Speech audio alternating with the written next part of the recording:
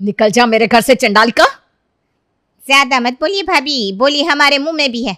देख ले प्रेम, ये लड़ाई तेरी ताई ही शुरू कर रही है, समझा लेंगे, वरना आज मैं देवरानी जेठानी का कायदा भूल जाऊंगी। तो कायदा रखा ही कहाँ है तुम दोनों ने? माँ जी इस घर की मालकिन मुझे बनाकर गई थी, पर तुम दोनों ने तो मेरी नौकर जितनी भी इज्जत नहीं की। बस मेरे घर में रहना है और मुफ्त की रोटियां तोड़नी है। कमरे में सो रहे महेश को बाहर से घर की औरतों के चिल्लाने की आवाज आती है, जिसे सुनते ही वो घर के बाहर आता है। ये आप सब क्या कर रहे हैं? कलेश करना ही है तो घर के अंदर कर लो, मोहल्ले वालों को सुनाने की क्या जरूरत है? सभी देख रहे हैं। शांत हो जाइए ना भाभी, मैं माफी मांगता हूँ आपसे। बिंदिया चुप हो जाओ यार। हाँ भाई, तेरी बीवी मेरे सर पर चढ़कर नाचे और तू माफी मांग ले। बार बार मैं माफ नहीं करने वाली। तुझे पता भी है क्या बोला है तेरी बीवी ने मुझे? अब जो होगा बाहर सभी के सामने ही होगा। इसने सभी के सामने मेरी इंसल्ट की है तो माफी भी ये यहीं सभी के सामने मांगेगी। भले ही रिश्ते में मैं देवर हूं, पर आप मेरी माँ समान है भाभी। मुझे अपना छोटा बेटा मानकर माफ कर दीजिए और अंदर चलिए। अरे क्यों सुबह सुबह अपने घर की इज्जत दांव पर लगा रही है मनीषा? अंदर चली जा। लोगों का क्या है, उनको तमाशा देखना अच्छा लगता है और तू दिखा भी रही है। वो दो बातें बनाएंगे और हवा में उड़ा देंगे। किसी को मतलब नहीं है कि तेरी देवरानी तुझसे माफ़ी मांगे या ना मांगे। ये सुनकर मनीषा अंदर चली जाती है। मनीषा के साथ उसकी दोनों देवरानियां भी अंदर चली जाती है और सभी अपने अपने काम में लग जाती हैं। नाश्ते के टेबल पर मनीषा खाना खाती ही नहीं। खाना खा लीजिए भाभी। इस बिंदिया की मंद बुद्धि की सजा आप खुद को क्यों दे रही हैं? मोहन और महेश के काफ़ी देर मनाने के बाद मनीषा मान जाती है और खाना खा लेती है। पर अपने घर पर हो रहे रोज़ के इस तमाशे को देखकर प्रेम अलग ही परेशान हुआ बैठा था। हद हो गई है। अब मैं कैसे प्रिया के घर वालों को इस घर पर बुलाऊं? यहाँ इतना ज्यादा कलेश देकर कोई भी बाप अपनी बेटी को यहाँ नहीं भेजेगा। पर प्रिया मेरी नहीं हुई तो मैं जी नहीं पाऊंगा।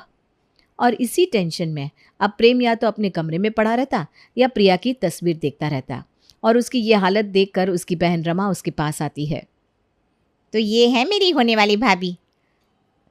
नहीं, ये तेरी कभी ना होने वाली भाभी है। क्योंकि जैसे इस घर के लोग हैं, प्रिया कभी यहाँ आना नहीं चाहेगी। तो अंदर की बात उन्हें बतानी ही क्यों है? तू तो और पागल है।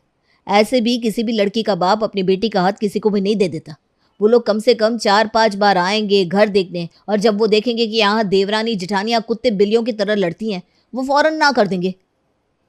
तो इस बारे में रात को एक सभा बिठा देते हैं।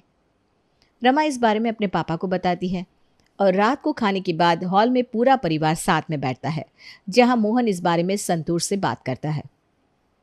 मुझे क्या आपत्ति होगी, बुला लो लड़की वालों को। वो तो ठीक है भैया, पर घर की औरतें अगर उस वक्त लड़ने लगी तो हम क्या करेंगे? अब ज़रा एक बार बोल दे तो। कौन लड़ता है? तेरी बीवी और महेश की बीवी। उनको चुप करवा के रखो। और मुझे समझ में नहीं आता, जब भी काम हो तब मैं और मेरा पति घर के बड़े बन जाते हैं, वरना कोई हमें पूछता भी नहीं। जब भी हम खाना बनाते हैं तो आपसे पूछते क्या भाभी कि आप हेल्प करेंगे कि नहीं? सारा काम हम खुद कर लेते हैं ना, तो उसमें फ़ायदा तो आप ही का है। अरे बिंदिया चुप हो जा। बड़ी मुश्किल से प्रेम के लिए किसी रिश्ते की बात हुई है। ऐसे भी कोई इस घर में अपनी बेटी देना नहीं चाहता। चुप रहकर काम बन जाए तो चुप हो जाना चाहिए। और लड़की वाले अपने घर की मरम्मत करवाना शुरू कर देते हैं और उसके बाद प्रिया के घर वालों को बुलाया जाता है। आइए आइए बहन जी, आप ही का इंतज़ार था। अरे बिंदिया, मिठाई विठाई तो लेकर आ। जी दीदी, वो आपने आज्ञा नहीं दी थी ना, इसलिए मैं यहीं खड़ी थी। अरे वाह, आपके घर में इतना मानते हैं इन चीज़ों को। और नहीं तो क्या आंटी जी, हमारे घर में इतने सारे लोग हैं पर लगता ही नहीं कि कोई रहता है। पर इसका मतलब ये नहीं है कि हम एंजॉय नहीं करते। चलिए ना प्रिया भाभी, मैं आपको घर दिखाती हूँ। प्रेम का पूरा परिवार प्रिया के परिवार वालों के सामने इस तरह बिछ जाता है कि वो पहली ही मीटिंग में कहते हैं, आजकल तो लोग न्यूक्लियर फैमिली को बहुत मानने लगे हैं, पर मुझे ना हमेशा से ऐसा ही परिवार चाहिए था, जहाँ भले ही पैसे 19 हो पर संस्कार 20 हो। तब तो जाकर मेरा नाती भी संस्कार सीखेगा। भगवान ना करे मेरा पोता इस घर के संस्कार सीखे। एक बार ये प्रिया इस घर में आए, इससे काम वाली ना बना दिया तो मेरा नाम मनीषा नहीं। ये लोग समझ रहे हैं कि मैं मान गई, बिल्कुल भी नहीं। ये तो मैंने सिकंजा फेंका है जिसमें सब आ गए। और इस तरह इस दिखावे में आकर प्रिया के घर वाले शादी के लिए राज़ी हो जाते हैं और बड़ी धूमधाम से शादी कर प्रिया अपने ससुराल आ जाती है। दुल्हन के जोड़े में अपने ससुराल के दरवाजे पर खड़ी प्रिया अनाज से भरे कलश को गिराने पैर उठाती है कि मनीषा वो कलश उठा लेती है। एक तो पहले ही शादी में इतना खर्चा हो चुका है, अब इस तरह अनाज बर्बाद करने की ज़रूरत क्या है? अरे आप सब मेरा मुंह क्या देख रहे हैं? हो गया है जो प्रोग्राम होना था, अब अपने अपने कमरे में जाओ और सो जाओ। खातिरदारी में कोई कमी रहेगी क्या बड़ी माँ? हमारे तक तो खाना पहुंचा ही नहीं है। खैर ये वक्त नहीं है इन बातों को करने का, कल सुबह बात करते हैं। अगली सुबह जानबूझकर मनीषा 4 बजे उठकर प्रिया के कमरे का दरवाज़ा पटकने लगती है। इतना सताऊंगी इसे कि परेशान होकर ये खुद घर छोड़कर चली जाएगी। फिर समझ में आएगा देवरानी जी को, जब उनकी बहू सरे बाजार उनकी इज्जत नीलाम करके उनके बेटे को अकेला छोड़कर चली जाएगी। अरे बहू उठ भी जा। हड़बड़ाकर प्रिया दरवाज़ा खोलती है। तैयार होकर बाहर आंगन में लगे तुलसी के पौधे को जल चढ़ा दो और खाना बनाने की तैयारी करो। 6 बजे तक मैं नाश्ता कर लेती हूँ। प्रिया किचन में जाती है और काम करना शुरू करती है। तभी वहाँ रमा आती है। रमा दी, बड़ी माँ तो बोले थे कि इस घर में बहुत सारे नौकर हैं, हमारे घर की बहू तो एक तिनका भी नहीं उठाती, फिर उन्होंने मुझे 4 बजे क्यों जगा दिया? और यहाँ सुबह से मुझे एक भी नौकर नहीं दिखा, सब छुट्टी पे हैं क्या?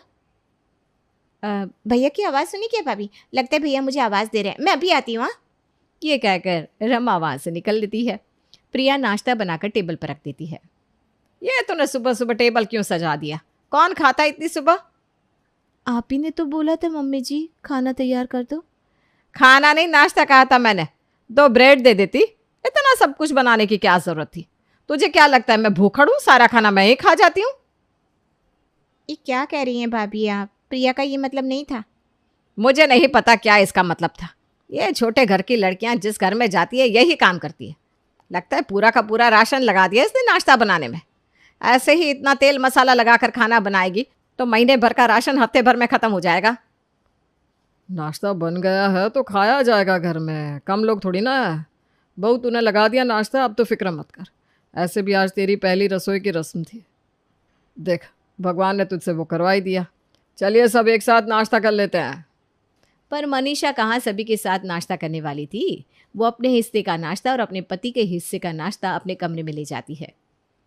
एक बात बताइए पापा जी, ये सब अचानक क्या हो रहा है? बड़ी माँ ऐसी तो नहीं थी, कहीं उनकी तबीयत तो खराब नहीं है?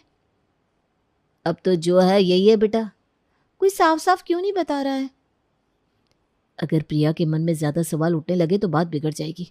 इस बात को यहीं ख़त्म करना होगा। बिल्कुल सही समझी तुम प्रिया। वो क्या है ना, बड़ी माँ को हाई ब्लड प्रेशर की बीमारी है। जब भी बीपी बढ़ता है वो कुछ भी बड़बड़ाने लगती है, और हम छोटे हैं ना तो सुनना पड़ता है। दोपहर के वक्त बिंदिया कपड़े धो रही थी कि मनीषा अपने कमरे के पिलो, चादर और बहुत सारे एक्स्ट्रा कपड़े लाकर धोने के लिए डाल देती है। हो गई आपकी करतूतें शुरू? पहले ही आप 10 पीस कपड़े डाल चुकी है धोने के लिए, अब इतने कपड़े मैं नहीं धोने वाली। तो चली जाना इस घर से, क्यों हमारे घर की मुफ्त की रोटियां तोड़ रही है? ये घर मेरा भी है भाभी। अरे तेरा कहाँ से हो गया? इस घर की बड़ी बहू मैं हूँ और मेरे ससुर सब कुछ मेरे नाम करके गए थे।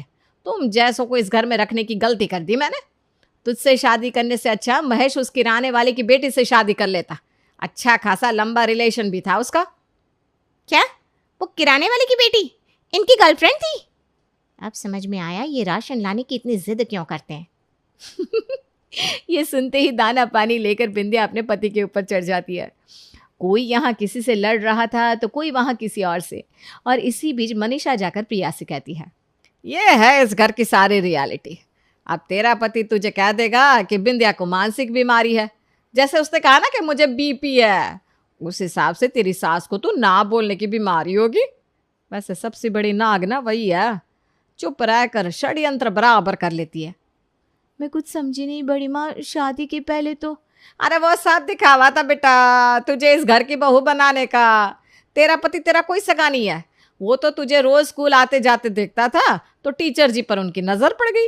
लाड साहब ने जिद ठान ली कि शादी करूंगा तो प्रिया मैडम से, और तुझसे इस घर के सारे राज छुपाकर तुझसे शादी करके इस घर की बहू बनाकर ले आया वो। मैं तो इस चीज के बिल्कुल खिलाफ थी, पर क्या करती, मजबूर थी। क्या मुझसे झूठ कहकर शादी के लिए मनवाया गया? नहीं नहीं नहीं। अरे ये तो कुछ नहीं है बेटा, तेरा पति नशेड़ी भी है, वो भी अव्वल दर्जे का। पीकर मोहल्ले में तमाशा करता है, रात रात भर घर ना आना, और ऐसी ऐसी हरकतें, मुझे तो बोलते भी शर्म आ रही है। तुम्हारे अलावा भी 4-5 चक्कर थे उसके, और होंगे कैसे नहीं चाचा भी वैसा ही है और बाप